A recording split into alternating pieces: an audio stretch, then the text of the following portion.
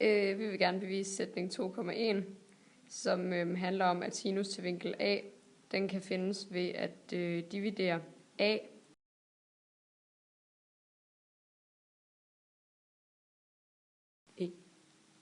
Dette er en enhedscirkel. Enhedscirklen har en radius på 1. Vinkel V er ude af x-aksen med det ene ben, og punkt R, hvor vinklens andet ben skærer cirklen, kalder vi vinklenes retningspunkt. Første koordinat kaldes cosinus til V, og anden koordinat kaldes sinus til V, det vil sige radiusen er lige med cosinus til V og sinus til V, og det kan aflæses. For at bevise sætning 2,1 har vi tegnet en trekant i enhedscirklen.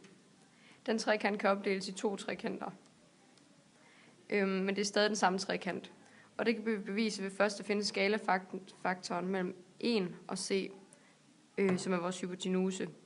Derfor så skal vi dividere c med, vi skal dividere 1 med c, og så skal vi så multiplicere a med vores brøk, og så finder vi så frem til, at a